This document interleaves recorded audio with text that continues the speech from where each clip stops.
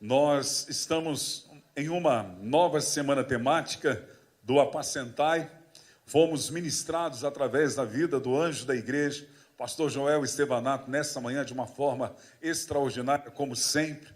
E hoje, agora nesse momento, provavelmente ele esteja em Várzea Paulista pregando a mensagem do Reino de Deus naquela igreja do pastor Emerson. E eu quero trazer aquilo que Deus colocou no meu coração a respeito desse tema tão importante que dá continuidade à semana temática da semana passada sobre o amor incondicional, e hoje nós vamos falar sobre o primeiro amor, a importância do primeiro amor, a importância de nos mantermos em uma vida espiritual envolvida, alicerçada, fundamentada na palavra, para que nós possamos permanecer na palavra e permanecendo através da fé, para que o amor continue aceso e latente, ateado no nosso coração, e que nós não sejamos levados com situações adversas que acontecem no dia a dia para roubar o nosso primeiro amor. Que nós possamos ter aquele amor do primeiro encontro que tivemos com o Senhor Jesus, aquele amor latente, aquele amor apaixonado, aquele amor racional, mas um amor que você não media esforços para satisfazer o seu amado Jesus e sempre pronto a servi-lo. Na nossa vida, nos dias atuais, são tantas coisas que querem roubar esse nosso primeiro amor, e o tempo vai passando, e às vezes nós vamos institucionalizando a fé, ou intelectualizando a fé, e com isso, parece que muitas das vezes a igreja, vamos falar no contexto brasileiro, ela vive no automático, ela até está envolvida, porque é uma igreja crescente, é uma igreja que está avançando, mas por outro lado, nós percebemos que ao mesmo tempo que ela é crescente, ela deixa às vezes a ação transformadora na sociedade, por falta de pessoas comprometidas mesmo com o Senhor, que vão deixando o primeiro amor, aquela fé de anos atrás. Aquela fé lá atrás, aquela fé que fazia-nos com que ficássemos apaixonados pela leitura da palavra, a ponto de querer chegar em casa logo após ao trabalho, ou quem sabe da universidade, pegar a palavra e começar a lê-la, porque era gostoso demais, era uma paixão maravilhosa, porque desfrutávamos dessa palavra, acabávamos de ler um capítulo, queríamos ir para o outro, ou para um outro livro, ou para uma outra carta, que coisa latente, não víamos a hora de dobrar os nossos joelhos e começarmos a orar naquela intimidade com Deus. Alguns de nós talvez éramos do tempo dos círculos de oração ou da oração do monte, e lá estávamos nós buscando, sedentos por Deus. Eu sei que Deus está presente, nós temos o senso da sua presença, mas há um momento na nossa vida que parece que somos caçadores da manifestação de Deus.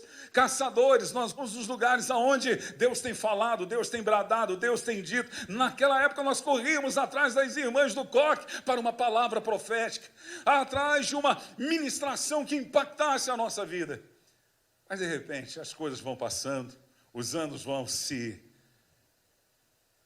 aproximando e o tempo vai indo, e parece que as coisas vão se acomodando. E com isso nós nos tornamos às vezes indiferentes. Há uma canção, eu não sei, eu já ouvi o Judson Oliveira cantar, mas eu não sei se é dele, que diz que quem já pisou no Santo dos Santos, em outro lugar, não consegue viver, mas tem muita gente vivendo longe do Santo dos Santos, mesmo que já tenha desfrutado e vivido, e desfrutado da presença dele, com experiências marcantes, você sabe que Deus é real. Deus já marcou você, Deus já te impactou, você tem experiências ímpares. Se pudéssemos sentar e te ouvir nesta noite, talvez ouviríamos tantas coisas daquilo que Deus já se revelou à sua vida, mas os anos passaram e no automático, muitas das vezes, nós estamos na indiferença. Entramos no Santo dos Santos e nem percebemos que Deus lá está, não percebemos que é o santo lugar. A oração já não é mais a mesma, a leitura da palavra já não é mais a mesma, o jejum é só quando há uma ação motivacional para emagrecer, porque fora de mortificar a carne, não mais. Deus quer resgatar isso. Eu sei que esse primeiro amor tem que ser latente na nossa vida. O amor de Deus é incondicional, é imutável, ele continua o mesmo. E Deus não muda, Ele nunca mudou. Malaquias capítulo 3, versículo 6 diz que eu, o Senhor, não muda. Ele não muda. Tiago diz que não há sombra de variações, de mudanças nele. Não, Ele é o mesmo. Quem muda somos nós. E hoje, se isto venha ao teu encontro, que seja um dia do Espírito de Deus, atear o fogo dele no teu espírito para você voltar ao primeiro amor. Nós vamos ler um texto do livro de Apocalipse, que é a revelação de João, quando ele tem a direção de Jesus Cristo para enviar as cartas à igreja da Ásia Menor, e dentre elas está a primeira carta, que é a igreja em Éfeso. E a igreja em Éfeso é uma igreja apostólica que representa um período primitivo. É a primeira igreja que vai de uma forma de eras. Vai entrar do ano 30 até o ano 100, que é o último dos apóstolos, João, que ainda está vivo e configura, caracteriza a igreja apostólica primitiva, do ano 30, do início dela, até o ano 100, aproximadamente, quando João ele vem a morrer. E ele escreve essa primeira carta, e nessa primeira carta, Jesus, que é aquele que está dizendo para João escrever, porque ele é autor dessa carta, ele vai falar sobre isso, o perigo do primeiro amor, quando nós deixamos o primeiro amor. João, eu quero te convidar, ele escreveu no livro de Apocalipse, a abrir a sua Bíblia, no capítulo 2, do versículo 1 até o versículo de número 7, apenas esses versículos. Apocalipse capítulo 2, do versículo 1 a seguir, diz assim a santa e magna palavra de Deus. Ao anjo da igreja em Éfeso escreve: essas coisas diz aquele que conserva na mão direita as 7 estrelas e anda no meio dos 7 candelabros de ouro. Conheço as tuas obras que você realiza, tanto o seu esforço como a sua perseverança.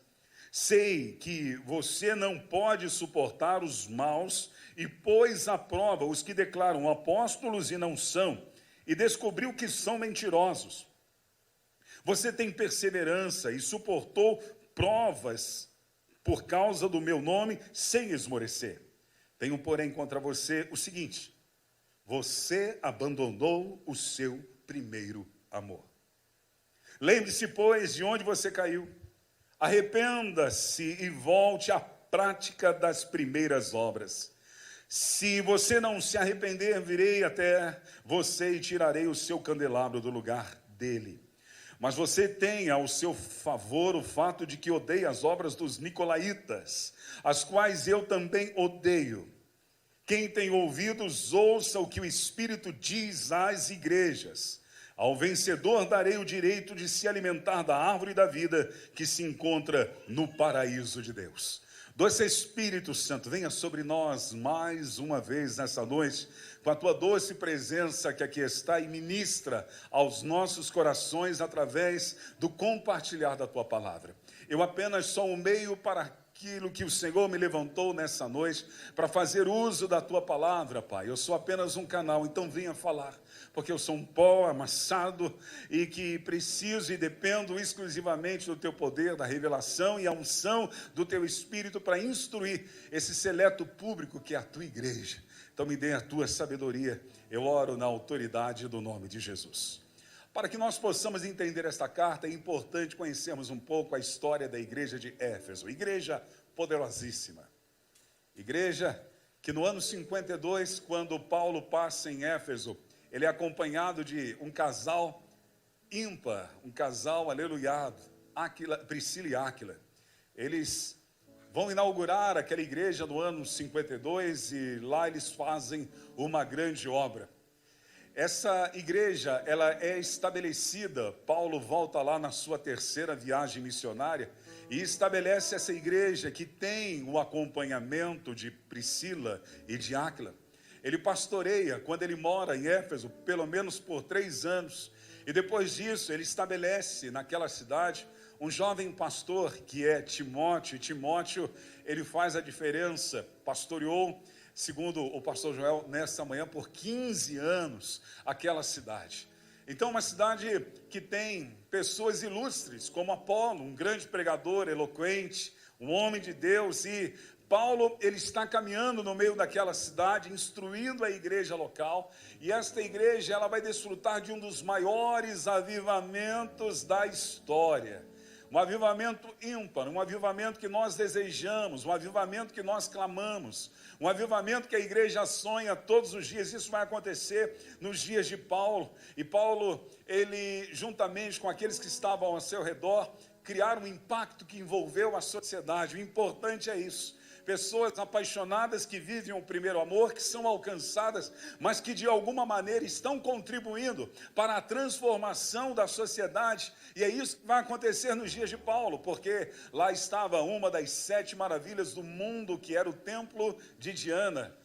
Diana era adorada, referenciada, era a deusa que era idolatrada, e aquela cidade vivia em torno do templo, que era considerado uma das 7 maravilhas do mundo até então, e havia muitos profissionais, artesãos, que estavam ali fazendo as suas estátuas de Diana, e vivia por isso, pelo lucro da venda daquelas estátuas. Mas quando Paulo passa naquela cidade, junto com Áquila, Priscila, Timóteo posteriormente, Apolo juntos, há uma revolução tremenda, e esta revolução, ela faz com que as pessoas sintam impacto na sociedade do amor e da graça de Deus com este avivamento nos dias de Paulo.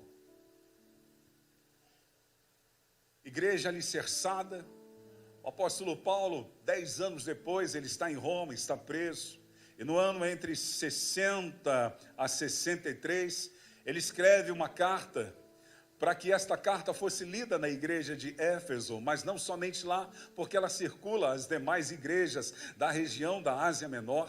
E nessa carta, 10 anos mais tarde, ele incentiva os irmãos a se manterem firmes e desfrutarem do amor, e isso parece muito nítido e real quando Paulo em Roma está escrevendo esta carta, que é a carta que você conhece muito bem do Novo Testamento, do Éfeso aos Efésios, né? Você vê que essa igreja é uma igreja abastecida, envolvida, alicerçada pela palavra de Deus.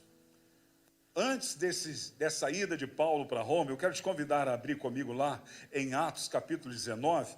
Você vai ver quantas coisas extraordinárias aconteceram naquele período em que Paulo esteve lá. Se você ler do versículo 1 ao versículo 7, você vai ver que a mesma experiência que a igreja primitiva tem, logo no início do nascimento da igreja apostólica, lá em Jerusalém, quando eles são cheios do Espírito, vai acontecer. Do versículo de número 1 ao versículo 7, Paulo tem um encontro com os 12 discípulos de João Batista, que não conhecia o batismo do Espírito Santo, que não conhecia a manifestação do Espírito Santo. Eles só tinham desfrutado do batismo de João. Então o apóstolo Paulo vem e os batiza em nome de Jesus, e a Bíblia diz que eles recebem um poder do Espírito Santo, e eles começam a profetizar e falar em línguas. O versículo de número 5 diz, no livro de Atos dos Apóstolos, capítulo 19, o versículo 5 vai dizer: e eles, tendo ouvido isto, foram batizados no nome do Senhor Jesus. Versículo 6, e quando Paulo lhe impôs as mãos, o Espírito Santo veio sobre eles. Tantos falavam em línguas como profetizavam. Eram 12 homens, eles estavam cheios do Espírito. É a obra do avivamento que começa a acontecer na igreja em Éfeso. Depois a palavra de Deus diz, no versículo 10, que todos os habitantes da província da Ásia ouviram a palavra de Deus através da instrumentalidade de Paulo, que estava numa escola famosa de Tirano, e lá ele pregava o evangelho, a ponto de toda a cidade ter sido impactada com isso. Versículo 11, e o versículo de número 12, vai dizer que aconteceram milagres extraordinários. Milagre já é milagre, imagine milagres extraordinários. O versículo de número 11 vai dizer: Deus, pelas mãos de Paulo, fazia milagres extraordinários. Que igreja! Cidade impactada pelo avivamento extraordinário. Deus, pelas mãos de Paulo, fazia milagres extraordinários, a ponto de levar aos enfermos os lenços e aventais do seu uso pessoal, diante dos quais as enfermidades fugiam das suas vítimas, e o espírito maligno se retirava. que poder extraordinário, as pessoas eram impactadas pela glória de Deus, não era apenas milagres, mas milagres extraordinários. Que avivamento nos dias de Paulo, que avivamento nos dias de Paulo. A cidade vai respeitar a igreja de uma forma, porque eles estão desfrutando daquele primeiro amor, e a cidade de Éfeso vai respeitar e vai ter um temor naquela cidade. Porque eles souberam de uma situação que aconteceu com os 7 filhos do sacerdote Cefa. Porque os 7 filhos do sacerdote Cefa viram que Paulo estava de uma forma extraordinária, movido pelo Espírito Santo, sendo usado para aquele grande avivamento. E os espíritos malignos saíam. Esses filhos de Cefa agora querem fazer da mesma forma, porque eram filhos de sacerdotes, talvez pensaram e imaginaram que filho de crente, crente é, e isto não é verdade. E eles vão tentar expulsar um demônio. Olha lá o que diz o versículo 13. O versículo 13 vai dizer: e alguns dos judeus exorcistas ambulantes tentaram invocar o nome do Senhor Jesus sobre pessoas possuídas de espíritos malignos, dizendo: ordeno que saia pelo poder de Jesus a quem Paulo prega. Os que faziam isto eram 7 filhos de um judeu chamado Cefa, sumo sacerdote. Mas o espírito maligno lhe respondeu: conheço Jesus e sei quem é Paulo, mas vocês, quem são? E o possuído do espírito maligno soltou sobre eles, dominando a todos de tal modo que prevaleceu contra eles, que nus feridos fugiram daquela casa. E este fato chegou ao conhecimento de todos os moradores de Éfeso, tanto judeus como gregos. Veio sobre todos eles um temor, e o nome do Senhor Jesus era engrandecido. Então a cidade respeitava. Era um avivamento histórico. O versículo 18 diz que muitos dos que creram vieram confessando e denunciando publicamente as suas obras malignas. Também muitos dos que haviam praticado magia reuniram os seus livros e queimaram diante de todos. Pastor Joel hoje diz que o cálculo do valor desses livros chega-se aproximadamente, comparado aos 50 mil denários, a 400 mil reais. Eles queimaram tudo isso. Um avivamento histórico aconteceu na cidade de Éfeso. Quem não queria participar dessa igreja? Pessoas avivadas, comprometidas com o reino de Deus. Mas o fato é que o tempo passou e uma nova geração de crentes surgiu em Éfeso. Foi essa nova geração que o Senhor Jesus ditou ao apóstolo João a carta à igreja de Éfeso, registrada em Apocalipse. Quando João está escrevendo, já se passaram muitos anos. Da carta aos Efésios até João, 30 anos. Mas de quando Paulo chega lá no ano 52 depois de Cristo, quase 40 anos. 40 anos mais tarde, 40 anos se passam. E essa igreja em Éfeso, é uma igreja que vai ser confrontada, vai ser admoestada pelo Senhor Jesus, quando João está escrevendo, dizendo: eu tenho contra ti, que você abandonou o seu primeiro amor. Começaram extraordinariamente bem, até se manteram, porque essa igreja, você percebe que não é uma igreja qualquer. Quando João está escrevendo a respeito dessa igreja, você percebe que essa igreja é uma igreja vibrante ainda é. Quase 40 anos depois, consideramos 30 anos depois, quando Paulo está em Roma, mas quando Paulo chega lá em Éfeso, 40 anos depois, você vai ver que a igreja continua com algumas características interessantes de pessoas religiosamente corretas, porque no capítulo 2 vai mostrar que eles estavam envolvidos. O versículo 2 diz o seguinte: conheço as suas obras que você realiza. Ora, uma igreja que tinha obras e estava realizando, tanto o seu esforço e a sua perseverança. Ora, pois, era uma igreja que fazia obras, mas ela estava envolvida com o esforço e com a perseverança. Sei que você não pode suportar os maus. Uma igreja santa, no sentido de estar evitando Pois há provas que declaram apóstolo e não são, resistente. Então você vê que é uma igreja que estava trabalhando na causa do evangelho, é uma igreja que ela é intolerante com os falsos ensinos, contra as heresias, era uma igreja que não aceitava os falsos que se diziam apóstolos e na verdade não era. Então era uma igreja ativa, era uma igreja que realizava, porém uma igreja que tinha o fazer, mas não tinha devoção. Era uma igreja que estava envolvida no trabalho, mas não tinha a piedade. Era uma igreja que estava envolvida na obra, mas deixaram o primeiro amor, porque deixaram de se relacionar com o dono da igreja, que é o Senhor Jesus. Isso pode ser a nossa realidade, pode ser a nossa história, pode ser o que estejamos fazendo.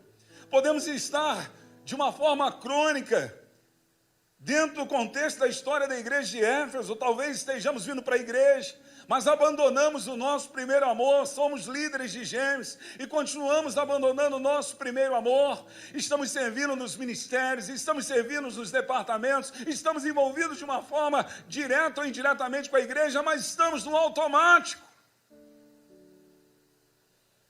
Não somos mais os mesmos quando fomos impactados, que se tornou um dia ímpar na nossa história e na nossa vida. Na verdade, eu penso que eu e você, eu estou me inserindo dentro disso porque isso cabe a mim. Eu preciso ser melhor do que ontem, amanhã eu preciso ser melhor do que hoje, eu preciso todos os dias crescer mais.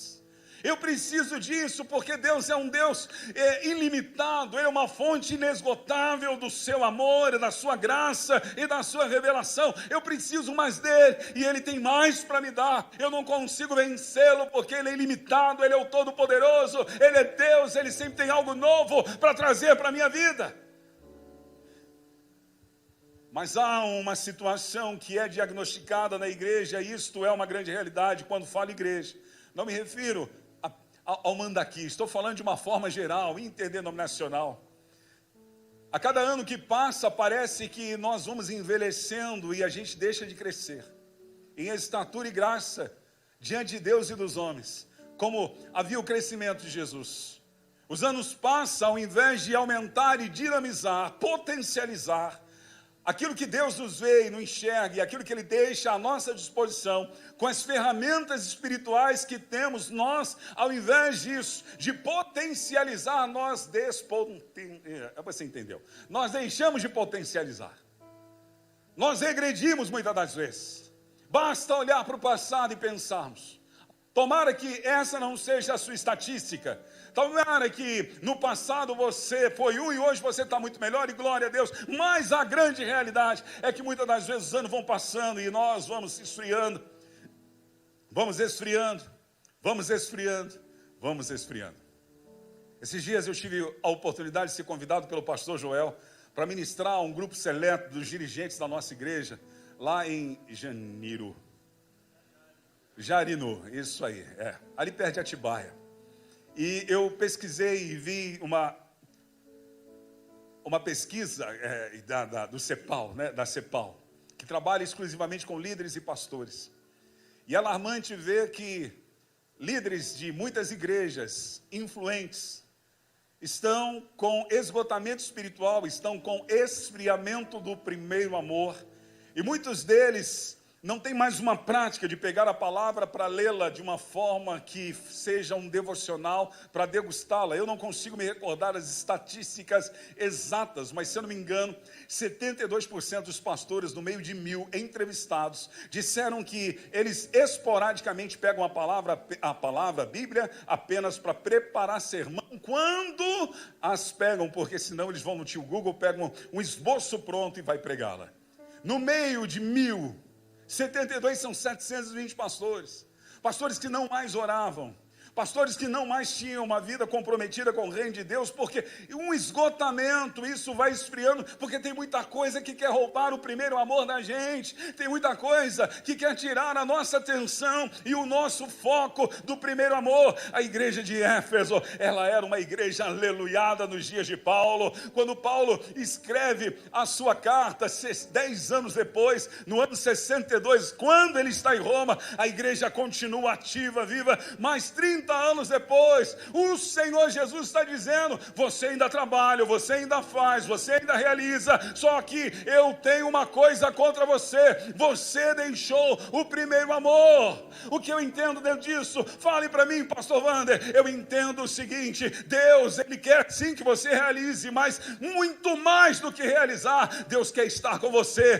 Deus quer ser íntimo de você, que a canção que cantamos nessa noite não seja da boca para fora, mas que você busque uma intimidade real com Deus. É mais do que formalidade, é mais do que religiosidade, é a intimidade de andarmos juntos com o nosso Deus.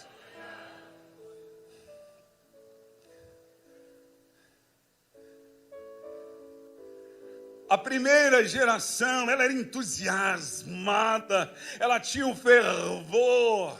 Essa geração que João está escrevendo esta carta, é uma geração que perdeu o entusiasmo, que perdeu o fervor, que essas coisas ficaram no passado. Será que isso não tem sido a minha ou a sua história? Você perdeu o entusiasmo, você vem por vir. Você faz o que faz porque está envolvido, mas perdeu o primeiro amor. Eu sou de uma época, e parece que até sou muito velho, é que eu comecei muito novo. E quando adolescente, eu fui de uma igreja tradicional e nós tínhamos um grupo chamado GAM, Grupo de Ação Missionária da Igreja Batista. E lá eu comecei a pregar com 12 anos de idade, dirigi os cultos de ponto de pregação. Mas independente disso, mesmo nessa idade, eu ia para aquelas reuniões que nós chamávamos até então de ponto de pregação, que era nas casas das pessoas, que na verdade são os grupos pequenos, mas naquela época era chamado de ponto de pregação. E quando eu ia, isso não era um sentimento apenas meu, era um sentimento de mais outras pessoas. Nós íamos dizendo: Deus, fala comigo, fala comigo. Fala comigo, fala comigo, fala comigo. Eu quero te buscar, eu quero te adorar, eu quero te louvar. Eu, infelizmente, por uma experiência, felizmente, mas numa situação infeliz, para a pessoa que fez isso comigo, eu com 17 anos, eu fui batizado com o Espírito Santo, com evidência de falar em novas línguas, fui falar isso para o pastor, que era da Igreja Batista, que era o meu pastor, ele me excluiu. Falou: não, isso aqui não serve, você está excluído. Aí eu fui para uma outra igreja, uma igreja pentecostal, chamada Assembleia de Deus, e o sentimento era o mesmo, e eu via que isso estava no coração dos irmãos da mesma forma. Íamos para o culto, íamos para vigílias, íamos para os montes, e ficávamos falando: Deus, fala comigo, me dá uma palavra. Pegávamos a palavra, era muito comum lermos a palavra de uma forma sistemática, mas quando você abria a Bíblia, você falava: Deus, fala comigo, fala comigo, fala comigo. Nós éramos crentes como crianças. Você já viu? Jesus disse que se quisermos entrar no reino de Deus, nós precisamos ser como crianças. E ser como criança, a criança tem uma imaginação fértil. A imaginação fértil, André, da criança eu chamo de uma linguagem da fé. As crianças têm fé. Seus filhos, quando pequenos, se você falasse para o seu filho menor e dissesse para ele: eu sou o super-homem, para ele você é o super-homem. E se ele estiver numa altura e você dizer para ele: pule, ele vai pular, porque ele confia em você, ele acredita em tudo. Nós precisamos resgatar isso, nós precisamos acreditar. Os irmãos falavam para mim: você tem que ir no monte, porque os matos ficam tudo reluzente. Eu acreditava, eu ia na inocência, e eu chegava lá, e era incrível, acontecia, eu pegava aqueles gravetos, eu queria levar para casa, chegava em casa, apagava. Aí eu voltava para o monte de novo, pegava fogo de novo. Eu ia para casa, apagava. Mas eu acreditava em tudo, era uma inocência. No primeiro amor você acredita em tudo. É como no relacionamento. No primeiro amor, a mulher fala para você: você é lindo, e você acredita. Os anos passam, ela continua dizendo lindo, e você começa a dizer: eu não sei se eu sou mais tudo isso não. Que vai aparecendo uma gordurinha aqui, uma gordurinha lá. Os cabelos, eles vão ficando cada vez menores. Mas a gente acredita, quando criança, nós acreditamos e nós precisamos disso. O relacionamento com Deus, quando você vai para a igreja, vai para a casa do Senhor, o Senhor fala comigo, como eu disse. Éramos os caçadores da manifestação de Deus. Vai ter um seminário e é uma manifestação profética. Estávamos juntos. Vai ter o aniversário da igreja. Vai ter o aniversário. Terão pregadores, serão convidados. Se eu vou receber uma palavra de Deus, Deus vai mudar a minha história. Eu tenho um amigo, eu vou convidá-lo para vir à igreja. Ele vai ouvir a palavra do Evangelho do Reino. Eu creio que ele vai ser mudado, vai ser impactado. Nós tínhamos isso no primeiro amor. A Leonor e o pastor Joel já estiveram no Canadá e eles podem me dizer, eu não sei se é a mesma igreja, mas conta-se que no Canadá havia uma igreja em Toronto, que eles começavam um momento de oração às 7 horas da manhã. E lá no Canadá, eu não sei se agora, fiquei na dúvida, porque eu não sei se o Canadá neva, eu acho que neva, né? Canadá no Canadá não sei se é em Toronto ou Quebec, mas eu sei que começava às 7 horas da manhã e os irmãos com sede e fome da presença de Deus, envolvidos com aquilo, já estavam na frente da igreja na vila, 5 e meia, 4 e meia da manhã, porque a igreja ia abrir às 7 para oração, pessoas que já estavam lá com fome e desejo. Hoje, meu irmão, quando você tenta marcar alguma coisa nesse sentido, puxa vida, é uma dificuldade. Aí eu volto a dizer para você, será que não estamos sendo roubados pelo primeiro amor por coisas que estão substituindo o verdadeiro amor que nós tínhamos desde o início? Aquelas loucuras sadias no sentido de maturidade que fazíamos pelo reino. Oh, meu irmão, ser impactado, você já quer jejuar 40 dias. Eu, quando fui impactado pelo amor de Deus, eu falei, agora eu vou jejuar 40 dias. Você está apaixonado para jejuar um dia, depois de 30, 40 anos depois, a gente já começa a ter as nossas dificuldades e dar desculpas, e já começamos a falar, puxa, o pastor colocou lá a campanha de oração, mas eu não sei se posso, eu tenho isso. Começamos a dar desculpas, porque estamos envelhecendo, não no sentido físico, biológico, ainda que também, mas envelhecemos muitas das vezes na nossa fé, ao invés de tornar nova todos os dias. É isso que acontece com a igreja em Éfeso. 30 anos depois, quando Paulo escreve essa carta em Roma, para Éfeso, 30 anos depois, quando João está escrevendo esta carta para a igreja da Ásia, eles agora abandonaram o primeiro amor. E o que me chama a atenção é que abandonar vem de uma palavra grega chamada apiemi. Apiemi significa deixar. Então significa que eles deixaram o primeiro amor. Não foi mais importante, porque você só deixa aquilo que você não dá mais valor. Eles desistiram. Você só desiste daquilo que não é importante para você. Negligenciaram, não fizeram manutenção. Nós negligenciamos quando deixamos de cuidar. Eles deixaram o primeiro amor porque eles negligenciaram. Eles não fizeram manutenção. O amor precisa de manutenção porque ele tem cara, ele tem atitude. O amor conjugal precisa de manutenção, precisa sempre de um aconchego, de um namoro, de um passeio com a esposa, uma surpresa fora de data, um presente e práticas românticas e apaixonadas no dia a dia. Para ter sucesso na nossa vida, precisamos o quê? Estar cultivando. E eles negligenciaram, não fizeram manutenções. Tem coisas que vão roubando no seu dia a dia, e você vai não mais fazendo manutenção, vai esfriando. Não deixe a oração de hoje para amanhã.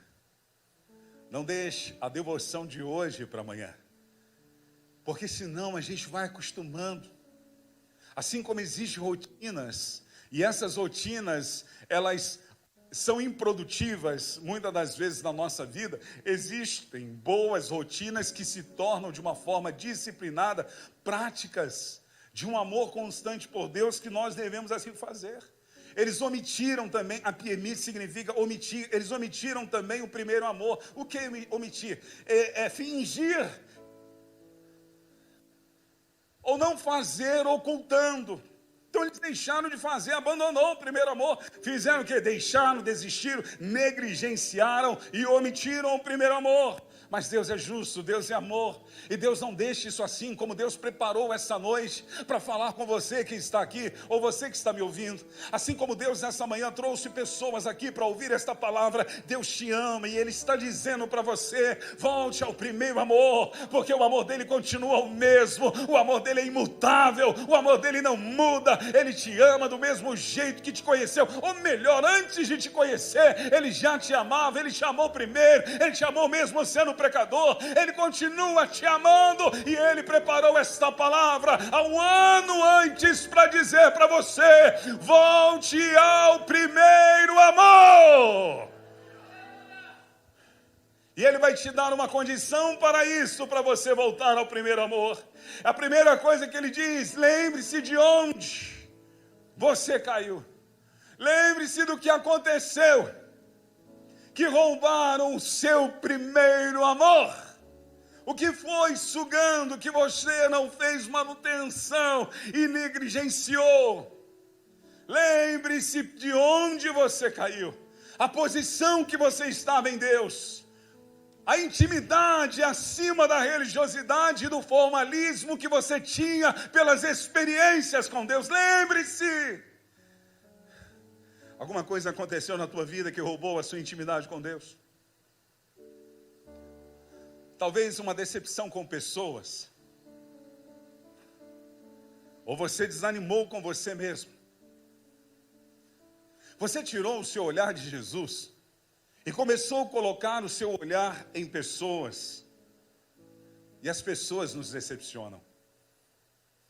E quando o nosso foco ele muda, se nós não estivermos envolvidos e atentos para ouvir o que o Espírito Santo vai nos resgatar, para nos posicionar, é muito perigoso, porque tiramos o foco de Jesus, outra coisa vai entrar no lugar dele.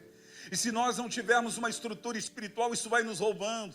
Vai roubando o nosso amor, nosso tempo, nossa devoção, nossa dedicação. A gente pode fazer igual a igreja desta carta do Apocalipse para Éfeso. Estamos realizando, estamos perseverando, estamos envolvidos numa prática constante de realizar e fazer a obra, mas não estamos tendo vida com Deus. Nesse evento que eu ministrei, eu falei que um dos maiores perigos que tem na vida não só de pastores, mas na minha vida como ser humano cristão, é intelectualizar a fé. E isso é o que mais acontece nesses dias, a intelectualização da fé. É quando: Patrícia, você sabe falar sobre tudo oração. Estou dando um exemplo, estou falando que você vai fazer isso que eu vou te dizer. Vamos mudar para o Rediane. Rediane, é como se o Rediane sabe falar sobre oração. Ele vem para cá e faz uma exposição sobre oração por 1 hora e toda a igreja: uau! O Rediane escreve sobre oração. O Rediane, a cada manhã, no devocional diário, Apacentar e o Pequeno Rebanho, vai instruir sobre oração. Isso é maravilhoso, porém o Rediane não ora. Ele sabe falar, ele sabe explicar, ele sabe ministrar, mas não faz. Isso é intelectualização da fé, deixar o primeiro amor. Não estou falando que você faça isso. E às vezes nós somos aqueles que sabemos falar de tudo. Falamos sobre jejum para os nossos filhos. Falamos de jejum para os liderados que estão nos nossos grupos pequenos. Falamos sobre oração e sobre o poder da palavra, da santidade. Vivemos uma vida comprometida com Deus. Falamos de tudo, sabemos de todos os assuntos. Podemos dar 1001 pontos sobre louvor, 1001 pontos sobre jejum, 1001 pontos sobre oração. Nós fazemos tudo isso porque sabemos, está intelectualizado na nossa vida, mas não fazemos. Nós sabemos, mas não fazemos. Perigo quando nós sabemos e não fazemos, nós intelectualizamos a fé, e a fé agora ela passa a ser morta, porque eu digo, mas não faço. E quando eu digo e não faço, eu estou deixando o primeiro amor. É quando você encontra aquela pessoa que sabe sobre o princípio da generosidade das ofertas, e ser comprometido com o dízimo, e ele vai até te explicar e mostrar na Bíblia, mas ele mesmo não o faz. É deixar o primeiro amor. Certa ocasião eu fui visitar uma família, e quando eu cheguei na casa dessa família, o pai falou assim para mim: ô pastor, eu quero que o senhor leve meu filho para a igreja. Eu falei: tá bom, eu vou levar seu filho para a igreja, mas deixa eu perguntar uma coisa, o senhor vai para a igreja? Ele disse: eu não vou para a igreja, mas eu quero que meu filho vá. Que tipo de credibilidade esse homem teria dentro da sua própria casa? Que autoridade é essa? De mandar o filho fazer uma coisa que ele mesmo não está vivendo. Isso é uma intelectualização, uma religiosidade. Ainda que ele esteja dizendo algo bom, ele não está fazendo algo bom. O que Deus quer, voltar ao primeiro amor. Não tem como dizer de amor sem relacionamento. Amor não é abstrato, o amor não é teórico, o amor é prático. Eu não posso falar para o pastor Ricardo que o amo se eu não praticar pelas minhas atitudes. Eu preciso mostrar. O primeiro amor tem que ter prática de relacionamento. Só quem ama sabe o que é o poder do amor que vem dentro de nós para nos relacionar. O amor eros tem a sua cara no casamento, o amor filos tem a sua cara, o amor storge tem a sua cara, o amor ágape tem a sua cara, e nós precisamos desenvolver esse relacionamento com Deus, para que não venhamos viver uma vida religiosa. Então lembre-se, o que roubou, o que minou, o que tirou do teu primeiro amor? Segunda coisa que o Senhor vai dizer: arrependa-se. Arrepende-se, eu preciso mudar.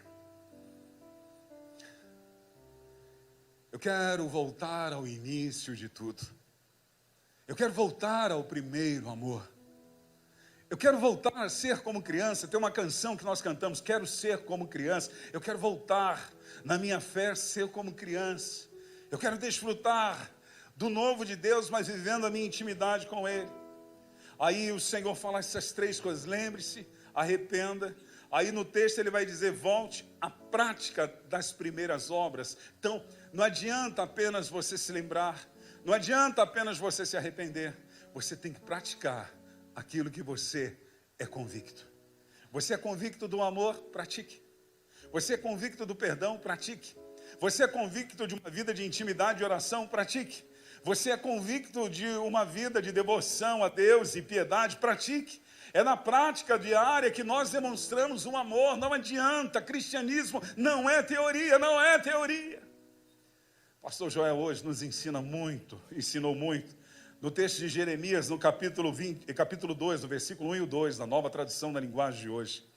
E quando ele nos instrui a respeito daquilo que Deus estava falando para os moradores de Jerusalém, Deus vai estar dizendo para eles, através de Jeremias, para entregar uma mensagem a ele, dizendo: meu povo, eu lembro de quando você era jovem.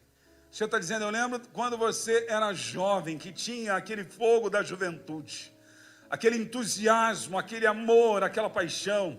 Como você era fiel e como me amava no passado. Me amava, você era jovem, você me amava. Eu lembro.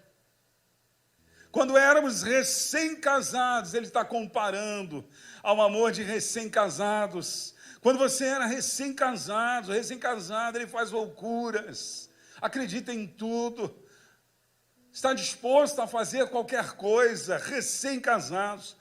Lembro de você me seguir pelo deserto, independente, não era florido, não era um mar de rosas, não tinha plumas e paetês, mas era um deserto, mas você me seguia. Não importava a prova, a luta, as dificuldades, as adversidades, não importava as tempestades, as ondas que vinham contra sua casa com ímpeto, você me seguia, estava ali, não olhando para a direita, não olhando para a esquerda, mas mantendo o seu foco em mim, apaixonado pela minha palavra, envolvido, praticando, vivendo uma vida comigo de intimidade. Não importa, você estava me seguindo. Esta é a palavra de Deus, através de Jeremias, para os moradores de Jerusalém. Você era jovem, a vitalidade, o entusiasmo. Talvez nós precisamos voltar à juventude num sentido, não mais tem como, de uma forma física, biológica, mas voltarmos na nossa espiritualidade. Tirar essa palavra que me amava e voltarmos a amar. Amar está envolvido a prática e o compromisso com Deus. Voltar às loucuras de amor, porque a Bíblia diz que Deus escolheu as coisas loucas desse mundo para confundir as que são sábias, e voltar àquele compromisso que as pessoas acham que são loucos, que os recém-casados assim o fazem, e seguir o Senhor aonde quer que Ele te mandar. Se pelos vales, você vai continuar seguindo. Se pelos desertos, lá você estará. Você falará como o salmista, a certa ocasião, disse, dizendo: ainda que eu ande pelo vale da sombra da morte, eu não temerei mal algum, porque tu estás comigo, e a tua vara e o teu cajado me consolam. Você vai continuar seguindo a Jesus por onde quer que Ele te leve, Ele te mande, em qualquer circunstância ou qualquer realidade, você vai continuar firme com Jesus. Nessa noite o Senhor quer tratar de você. Ele quer reativar essa chama viva do seu primeiro amor. Igreja de Éfeso, 30 anos depois que Paulo escreve a sua carta lá de Roma, ela está vivendo essa realidade, mas o Senhor a convida e o Senhor a lhe chama, dizendo: lembra-se, arrependa e pratica, ou tenha as práticas da boa obra. Quando você se posiciona, sempre vai haver uma promessa, e Deus faz uma promessa para esta igreja dizendo: ao que vencer darei o direito de se alimentar da árvore da vida que se encontra no paraíso de Deus. É isso que Ele quer para você. Ele quer que você desfrute daquilo que Ele tem para você na eternidade.